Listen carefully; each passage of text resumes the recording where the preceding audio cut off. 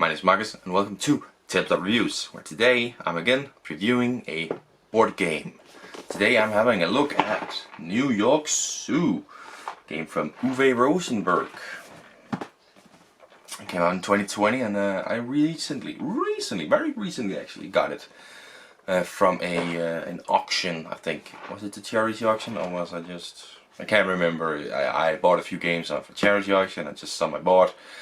So I can't remember if this was one of the ones from charity auction, but still, let's head to the table, see how it's played, how it's set up and how it's played, and then head back up here for my final thoughts. Here we are at the table. Let's set up the game for 3 players. Empty. Remove the rulebook here. Here. Alright, so there's some simple steps to the setup. We're going to start off by grabbing the central, long central board thing here. Put it in the middle of it all. Then the box of animals shall be put somewhere in the middle so everyone can see it. Some of these areas here are called bays, and in those are where you will put all of your tiles that you will build in your zoo. And they're all marked with having 3 different ones and 3 different colors. So you have very light green, medium light green, medium dark green, and completely dark green. Of course, you simply distribute the correct colors at the correct places. Starting with the lightest color. So it should be the darkest color on top. Then you will grab your large elephant meeple and place it where the red circle or red dot is at. And you'll grab your attractions, as they're called. All the green ones are called enclosures. And you can split them up according to size in a reachable area, maybe next to the animals. Just an example. And then you will need some individual player boards. You simply grab all the ones that are marked 3 players. You can see that in the bottom left corner. And if it wasn't obvious, you're gonna need 3. And then distribute those out to each player. And the number in the bottom right will tell you who goes first, who goes second. Alright, and now every person gets 2 starting animals denoted by the top left and top right of your individual player board. You simply grab those and put them over in your houses. I can't remember what they're called. Anyways, and that's about it. That's the setup. There's quite a lot of pieces that needs to be distributed and stuff. So yeah, it's quite a lot. I'm actually recording this afterwards. I know I didn't mention it in the talking point. I just quickly mentioned here that there's quite a lot of things that need to go out. But if you've played a couple times, then it's easy enough. You know, just gotta remember. You know, follow the colors here and to do what it says there, and all that. You just need to have played it a couple of times, then you get it. A little aid is at the top of your play cards. It shows you the rules.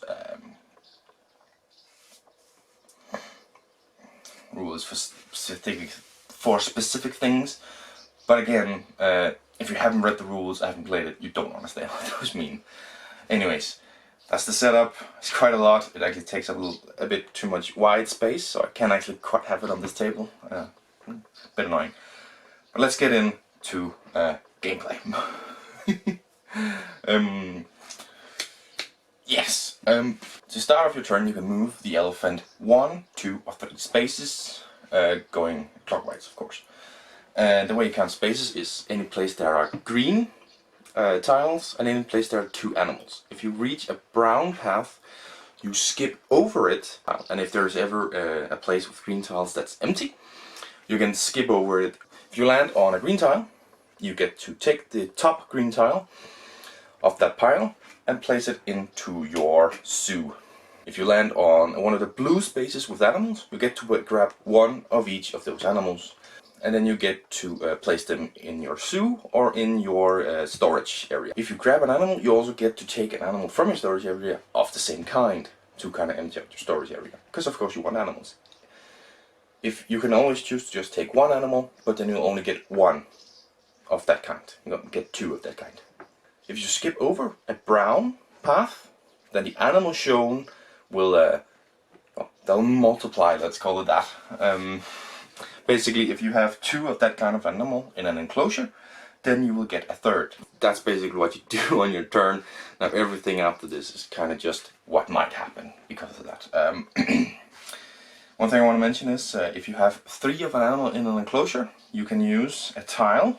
This, I'm just going to show you on camera, to kind of put down instead of those 3, and then you have, you know, it counts as 3.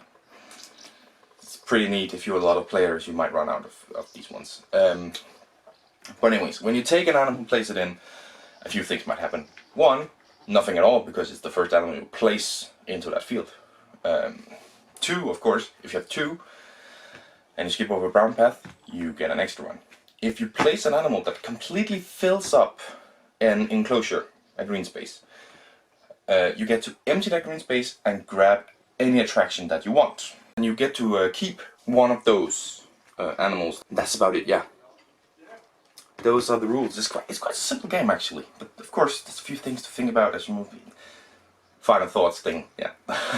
The aim of the game is to be the first person to fill out your brown spaces on your player board, and therefore being player number 1 means you have a few more spaces to fill out other than player 3, but you have the advantage of starting the game and your player 2 being second. So it does well there to kind of balance it out, to make it pretty fun. Oh boy, I haven't touched everything. There's a few things to keep in mind, but as soon as you get to play the game, it's quite simple and easy enough. But I do believe that I've talked about everything that there is to talk about within the rules and stuff now. So yeah, yeah. Let's head back up to my final thoughts. And there we are. That's how you play the game and set it up and are ready to, you know, play, whatever. I'm a little bit down here. I can't remember what I'm supposed to say. But luckily I've written it down right here. So, we're of course going to be starting off with... I'm getting a bunch of mails. Sorry. We're of course going to be starting off with how the gameplay is.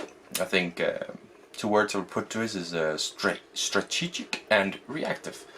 Because you can kind of strategize and be like, okay, maybe they move 2 and then I can move 3, or how many you can move, right? But it's also kind of reactive, because if they move too far or too short, not far enough, then you have to kind of react to that and be like, okay, what can I do instead? How can I... and of course, it's simple enough. Move the elephant around, pick up whatever it lands on or what it jumps over or whatever, and play it in. But although it's been quite simple, it does, as I say, with the strategic reactive, it makes you think before I just move the elephant to something. It's like, how are my opponents doing? How many, you know, what do they need? Okay, what do I need? And before placing any animal, any tile, it's like, okay, what can I get next? How can I place this in? What would be good? All these things. It's there's multiple things to think about before you just do something, but luckily you have some time to think about it. So yeah, that's summing up the gameplay. I think it's good. I think it's very good gameplay. I love these kinds of with the shapes. What the hell is the word for that? Polyamorous. That word. I really like those. Premieren Pack is another game I have that I really love in this kind one. I will make a review of that eventually, of course. And I'm always looking for games that have these polyamorous traits, because I really like those. So yeah, let's move on to the components. Quite a few components in here to talk about. Of course you have the cardboard cutouts, whatever you want to call them, that you use for your enclosures and stuff. I think they're fine. They remind me a lot of the ones in Premieren Pack, as I said. They're also quite simple and fine, there's nothing wrong with them. And the same with these ones, like they are not amazing and you're like, oh my god, but they're very fine and they fit in, and it's not like if you put them in they're incredibly stuck or difficult to put in if you have a little crevice or whatever. So I think they're pretty good. Of course, the meeples, I really like the meeples. They feel like good, high quality meeples, they look amazing, and they portray the animal that they're supposed to portray. You're not in any doubt whatsoever about what animal you have where. I think I think the meeples are really great. The center board, the thing you slide out is it's a little bit. It's actually it's fine, but it's. I'm always afraid, like sitting with it right now. I'm afraid it's gonna take damage. It doesn't feel as high quality as the other cardboard things in it one, because this one is definitely also a cardboard wood thing. Wood, I think, is more along the lines. Is it cardboard?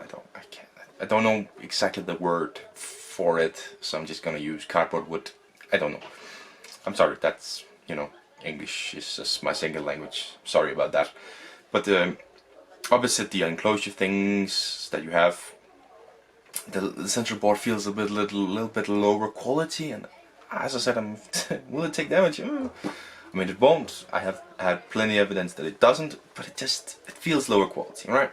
The rule book is the kind of rule book I want. It's a page flipper, and it just goes from page to page exactly how you want to do it, giving you examples of gameplay.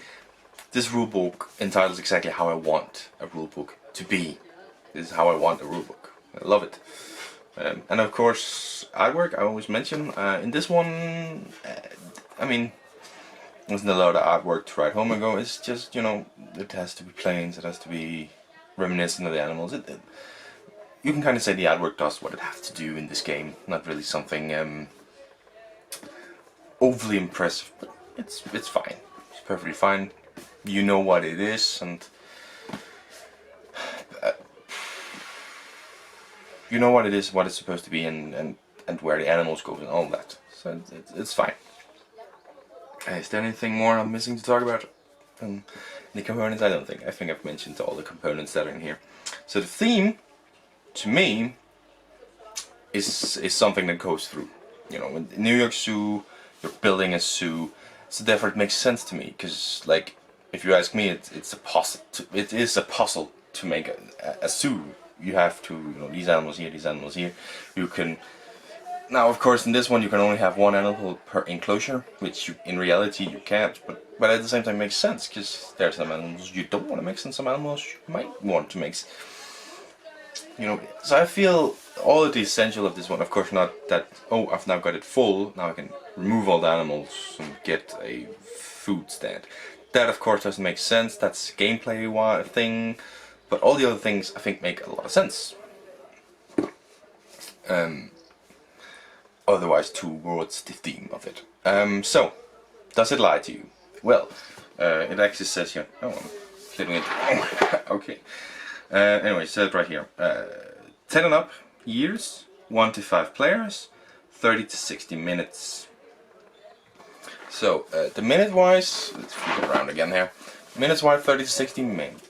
Very close, of course, a learning game might take longer, more players take longer, but yeah, 30 to 60 minutes sounds about right, about what you would expect. 10 and up, I mean, there isn't really anything written, you just kind of have to understand to move the elephant and see what it is that is on there.